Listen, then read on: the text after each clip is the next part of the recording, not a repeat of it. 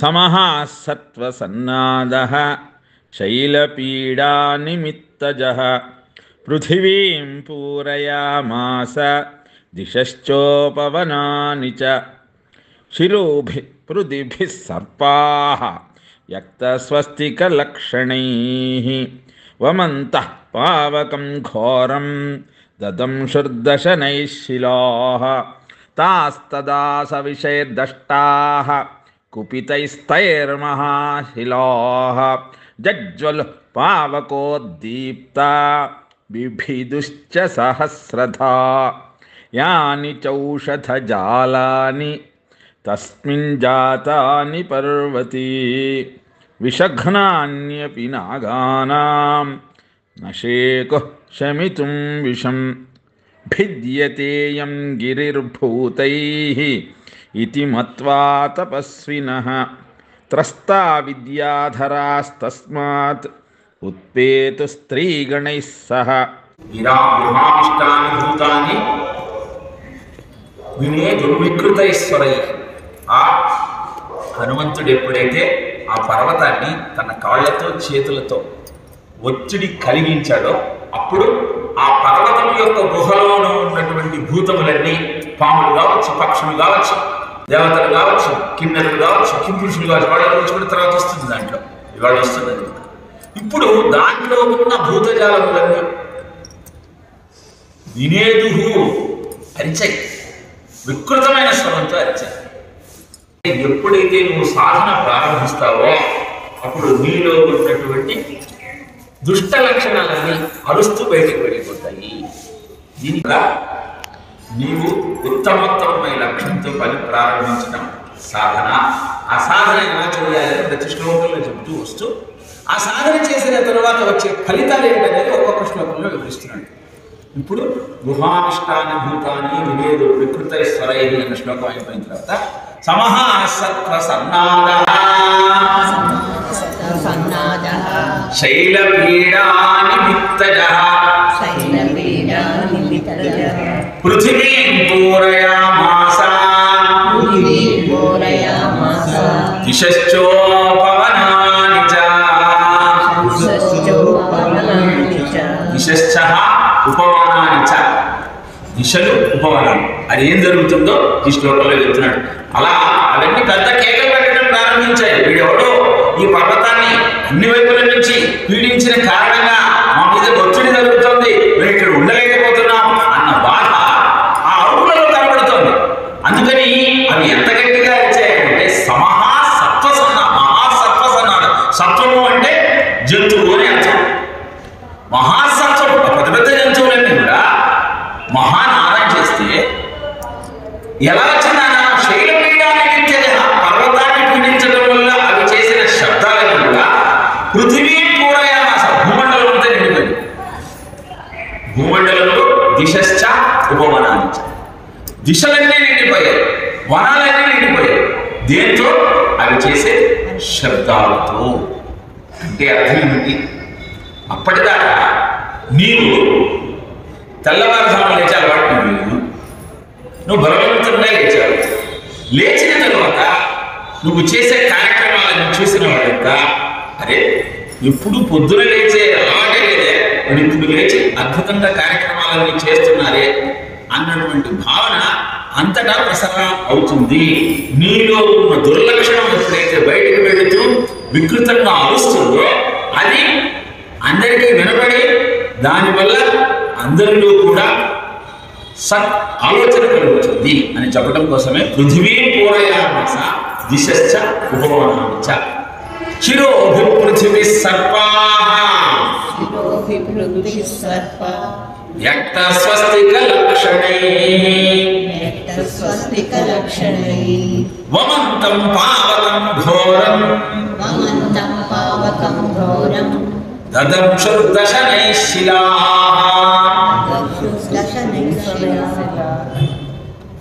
దీని అర్థం ఏమిటి అంటే శిరోభిః పృథిభిః సర్పాః. పృథిభిః అంటే చాలా గొప్పవైన పెద్దవైన, శిరోభిః తలలు కలిగిన సర్పాః. ఆ పర్వతంలో అనేక సర్పాలు ఉన్నాయి. అవన్నీ పెద్ద పెద్ద పడగలు. ఆ పడగ విప్పినప్పుడు దాని మీద స్వస్తి గుర్తు కనబడుతుంది. వ్యక్త స్వస్తిక లక్షణై, ఆ స్వస్తిక గుర్తు కూడా కనబడేటువంటి తలలన్నీ తెచ్చాయి. ఎందుకోసం అంటే వామంతం పాలకం ఘోరం, వాటిల్లో ఉన్నటువంటి విషాన్నంతా కక్కేస్తుంది బయటకు. ఆ పీడను తట్టుకోలేక అది విషాన్ని కక్కేస్తుంది. దాంతో దదంశుడు దశనైశిలా, దదంశుడు దశనై అంటే దంతాలతో, దదంశుడు కాట వేస్తాడు. వీటిని శిల, అక్కడ ఉన్న శిలలన్నింటినీ పడగెత్తి కొట్టేస్తారు. ఇక్కడ పాముల గురించే ప్రత్యేకంగా ఎందుకు అంటే పాముకు పడగ యొక్క నోట్లో విషం ఉంటుంది, పాము నెత్తి మీద మణి ఉంటుంది. అంటే మణికు 2 లక్షణాలు ఉంటాయి: ప్రకాశక శక్తి, ప్రచోదక శక్తి. తాను ప్రకాశిస్తూ నలుగురికి మార్గాన్ని చూపించగలుగుతుంది. కానీ నీలో ఉన్న విషం నిన్ను అలా ప్రకాశం చేయకుండా అడ్డుకుంటూ ఉన్నట్టయితే అది నీకు ఎప్పటికీ మంచి జరిగించే ప్రయత్నం చేయదు. కనుక ఈ విషయాన్ని వదులుకుంటే ఆ విషయం ఏంటో నీకు తెలుస్తుంది. అందుకే ఎప్పుడైతే సాధన ద్వారా నీలో ఉన్న దుర్లక్షణాలన్నింటినీ, నీలో ఉన్న విషయాన్నంతా బయటకు పంపించేస్తావో అప్పుడు దదంశుడు దశనైశిలా, దంతాలతో శిలలను కాటివేసే శక్తి, బండరాయిలో ఉన్నటువంటి ఆ చైతన్యం, జడత్వం ఏదైతుందో అది బద్దలైంది. అది చెప్పడం కోసమే సమహ సత్వసన్మాద శైలపీడానుమిత్తజ పృథివీ పూరయామాస విశశ్చోపమాని చ శిరోభి పృథివీ సర్పా యక్త స్వస్తిక లక్షణై మమంతం పావకం ఘోరం దదంశు దశనై శిలాః, శిలాః దశనై దదంశు. ఆ శిలలన్నింటినీ తమ పళ్ళతో, కోరలతో కాటేస్తారు.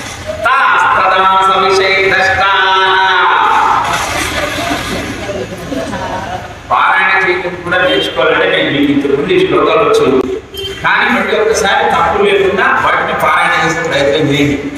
సుందరకాండ పారాయణ చేస్తే సకల కార్య సిద్ధి కలుగుతున్నాయి చెప్తున్నా. మీరైతే గట్టిగా దాన్ని పారాయణ చేయండి. సంస్కృతాన్ని ఉచ్చరించడం వల్ల, సంస్కృతంలో మాట్లాడటం వల్ల అనేక రోగాలు పోతాయని మాట్లాడు పాశ్చాత్యం చెబుతున్నారు. జర్మనీలో సంస్కృతం అనేది ఒక పాఠ్యాంశం. మనం దాన్ని మర్చిపోతున్నాం, వాళ్ళంతా జైనం చేస్తున్నారు. కాబట్టి అలా మర్చిపోతున్నాం. సరే, ఏదేమైనా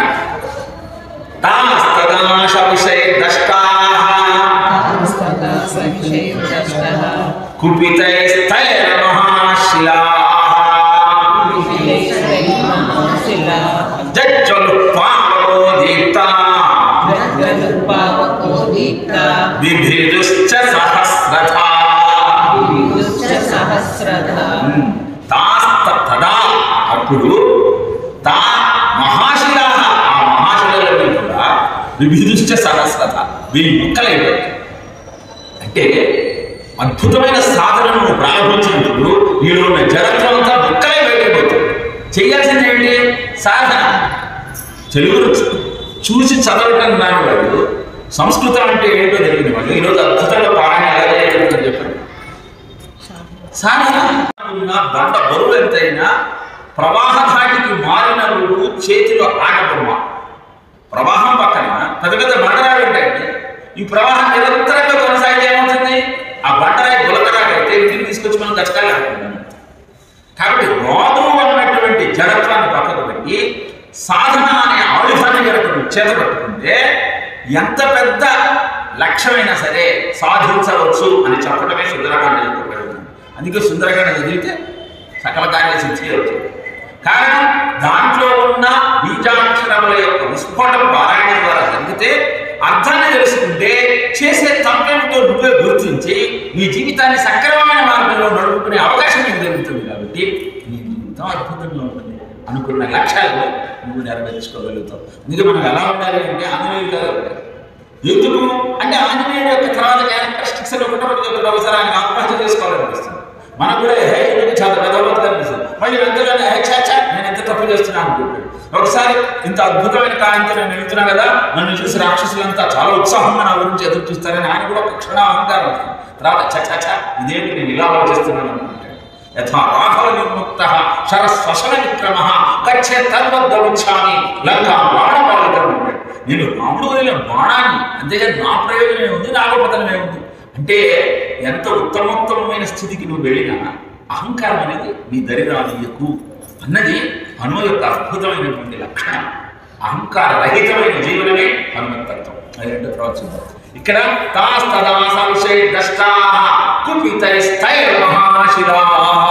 కుపితై కోపం వచ్చింది.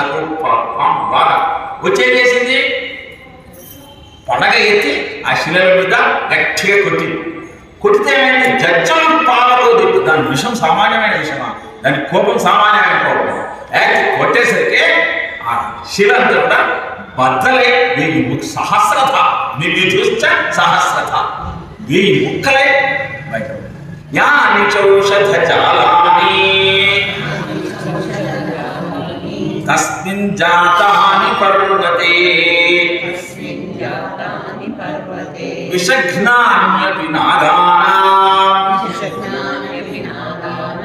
అశేకుశమితం విషం. ఆ పర్వతం మీద ఔషధజాలం, పర్వతం మీద ఎప్పటికి కూడా ఆ సంజీవని పర్వతాన్ని హనుమ లక్ష్మణుని కాపాడటం కోసం తీసుకొచ్చాడంటారు కదా. లంకలో మరి తీసుకొచ్చిన తర్వాత ఏం చేశాడు, దాన్ని ఎక్కడ పెట్టుకుని అయోధ్యకు తీసుకురావాలి, లంకలోనే వదిలేశాడు. ఇప్పటికి కూడా ఎక్కడా దొరకని ఔషధాలు కావాలంటే శ్రీలంకలో ఉన్న ఆ పర్వతం మీదకి వెళ్తారు, వెళ్ళి ఎవరికి వచ్చుకుంటారు. ఆయుర్వేద వైద్యులకు తెలుసు, ఎక్కడో చదివేది. అంటే తస్మిన్ జాతాని పర్వతి, ఆ పర్వతం మీద ఉన్న అనేకమైన ఔషధాలు కూడా విషఘ్నాన్యపి నాగానా, ఆ నాగుల యొక్క విషాన్ని నశేతు శమితుం విషం, శమింపజేయలేదు. అంటే ఆ విషాన్ని హరించే శక్తి ఆ పర్వతం మీద ఉన్నటువంటి ఔషధాలకు కూడా లేదు. అంటే నీలో ఉన్న జడత్వాన్ని పోగొట్టుకునే శక్తి వేరే ఔషధం ద్వారా రాదయ, నీ సాధన ద్వారా మాత్రమే శక్తిస్తుంది అని చెప్పడం కోసం ఆ పర్వతం మీద ఉన్నటువంటి అనేకమైన ఔషధాలు కూడా ఆ పాముల యొక్క విషాన్ని పోగొట్టలేని స్థితిలో ఉన్నవి. అంత భయంకరమైన విషాన్ని ఆ పాములు శిలల మీద తమ కాటు ద్వారా ప్రసరింపజేసి ఆ శిలలను బద్దలు వేస్తున్నాయి.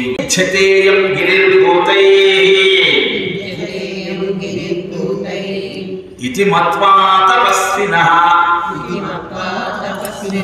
తస్త్రా విద్యాధరాస్తస్మాత్ ఉత్పేతు స్త్రీగణైః సహ విద్యతే అయం గిరిః భూతైః విద్యతే. ఈ పర్వతాన్ని భూతములు విద్యతే పగలగొడుతున్నాయి. ఇది మత్వా తపస్వినః, అక్కడ ఉన్న తపస్సులు నేను ఇందాకనే చెప్పాను. ఆ పర్వతం మీద అనేకమైన ధాతువులతో కూడిన ఆ పర్వతం ఉన్నారు, విద్యాధరులు ఉన్నారు, గంధర్వులు ఉన్నారు. కామరూపిభిరాభిష్టం అభీష్టం సపరిక్షదైః యక్షకిన్నర గంధర్వైః దేవకల్పైశ్చ వన్నరైః. ముందరే చెప్పాడు వాల్మీకి. ఈ అద్భుతమైన మహేంద్రగిరిలో మునులున్నారు, దేవతలున్నారు, గంధర్వులున్నారు, యక్షులున్నారు, కిన్నరులున్నారు, కింపురుషులున్నారు, పాములు ఉన్నాయి, తేళ్లు ఉన్నాయి, అన్ని రకాలైన జంతుజాలాలు ఇక్కడే ఉన్నాయి. నీకు ఒక్కొక్కప్పుడు ఎంత దరిద్రమైన ఆలోచనలు వస్తుంటాయి, అవన్నీ కూడా పాములు తేడు. ఒక్కొక్కప్పుడు ఎంత ఉన్నతమైన ఆలోచన వస్తుంది, ఐదైంది వెళ్ళి అక్కడ చక్కగా సుందరకాండ చదువుకోవాలన్న ఆలోచన మునుల ఆలోచన, దేవతల ఆలోచన. ఏం పోతానులే వాడు ఎగ్గొడదామన్న ఆలోచన. కాబట్టి అన్ని మనలోనే ఉన్నాయి. ఆ విషయమే మనను నాశనం చేస్తుంది. అదే చెప్తున్నాడు, విచ్యతే యం గిరిర్భూతై ఇది మత్వ అనుకున్నారు ఎవరు తపస్విన. ఈ పర్వతాన్ని బద్దలు కొడుతున్నారు కొన్ని భూతములు అని వాళ్ళు అనుకుంటే త్రస్తా భయపడ్డారు. ఎవరు? విద్యాధరులు. మనం కాశీఖండం చెప్పుకున్నప్పుడు ఆ శివశర్మ హరిద్వారంలో దేహాన్ని వదిలేసిన తర్వాత విష్ణుదూతలు వచ్చి తీసుకెళ్తుంటారు. విష్ణు ఒక్కొక్క లోకాన్ని దాటుకుంటూ మొదట పిశాచ లోకం వస్తుంది, తర్వాత గుహ్యక లోకం వస్తుంది, తర్వాత గంధర్వ లోకం వస్తుంది, తర్వాత విద్యాధర లోకం వస్తుంది. ఇవన్నీ ఉన్నాయి. అందుకే మనం రోజు సంధ్యానం చేసి సంకల్పం ఓం భూ ఓం భువః ఓం శివః ఇలా ఒక్కొక్క లోకాన్ని తెలుసుకుంటాం. అక్కడి నుంచి వచ్చాం, ఇక్కడ ఉన్నాం. ఇక్కడి నుంచి మళ్ళీ అడ్డుపోతామా? అతల వితల తలతాతల తలాతల పాతాల లోకం వైపు వెళ్తాం, అధోలోకాలకు వెళ్తామా, ఉన్నత లోకాలకు వెళ్తామా? తెలుసుకోవాల్సింది ఇదే. సత్కర్మ ఆచరించి సత్సంకల్పంతో సదాచారంతో సత్సాంగత్యంలో ఉంటే ఉన్నత లోకాలు, లేదంటే అధోలోకాలు. మళ్ళీ మానవ జన్మ దొరికిన మాతృగర్భంలో ఎంత కష్టంగా ఉంటుందో తెలుసండి. భాగవతంలో చెప్తాడు కబురుడు. కనుక ఆ బాధ నుంచి బయటపడాలని ఏం చేయాలి? ఎక్కడి మానవ జన్మం వ్యక్తిన ఫలమే ఉన్నది వదలను సంసార సుఖం వదలను ఇంద్రియ భోగం వదిలేద గురువు దైవం ఎక్కడి ఈ మాయ. ఈ మాయ నుంచి బయటపడే ప్రయత్నం చేయాలి. అందుకే జీవుడు పుడుతున్నప్పుడు మాయకు పుడతాడు, ఆ మాయను పక్కన తీస్తే వీళ్ళు బయటకు తీస్తాడు. ఏదేమైనా విద్యతేయం గిరిభూతై ఇది మత్వా తపస్వినః త్రస్త్రామిద్యాధరాస్తస్మాత్ ఉత్పేత స్త్రీగణై సహా. విద్యాధరులంతా భయపడ్డారు, తపస్సును మటుకు ఇది భూతులు చేస్తున్న పని అనుకున్నారు. ఈ విద్యాధరులు ఏం చేశారు? ఉత్పేతు ఎగిరారు, స్త్రీగణై సహా ఆడవాళ్ళతో సహా ఆ పర్వతాన్ని నిలబెట్టి పరిగెత్తడం ప్రారంభించారు. తపస్సులు మటుకు ఏం జరుగుతుందో తెలుసు. అంటే తపస్సు ఉన్నవాడికి సత్యం ఏమిటో బోధపడుతుంది. ఎప్పుడు ఆనందంలో మునిగి తేలేవాడికి భోగే రోగ భయం కులే క్షితి భయం నృపే విత్తే నృపాలా భయం మానే దైన్య భయం బలే ఋతుఫలం రూపే జరాయా భయం అని ఎవడెవడు దేనికి భయపడతాడు? ఎప్పుడు భోగంలో ఉన్నవాడు రోగానికి భయపడతాడు, డబ్బున్నవాడు ఇన్కమ్ ట్యాక్స్కి భయపడతాడు. అంతే. ఇలా భయంతో ఉన్నవాడికి అభయం ఒక్కటే మార్గము. ఆ అభయం ఎలా సిద్ధిస్తుంది అంటే ఋషుల యొక్క వాక్యములను ఆచరించినప్పుడు ఆ భయం పోతుంది. అందుకే ఇది మత్వా తపస్వినః. ఎప్పటికైనా ఈ శరీరం పడిపోయేదే అనుకున్నారు తపస్సులు. ఈ భోగాలన్నీ పోతాయని భయపడి విద్యార్థులంతా ఆడవాళ్ళని తీసుకొని గాల్లోకి వెళ్ళి వాళ్ళ బాధ ఏంటి? మళ్ళీ భూమిగతం హిత్వా హైమమాసల భాజనం పాత్రాణి చ మహార్హాణి ఖడ్గా కరకాంశ్చ హిరణ్మయాన్ లేహ్యాచావచా భక్షా మాంసాని వివిధాని చ ఆర్షభాణి చ చర్మాణి ఖడ్గాంశ్చ కనకస్సరూ. ఈ రెండు శ్లోకాల వ్యాఖ్యానం వచ్చేవారు.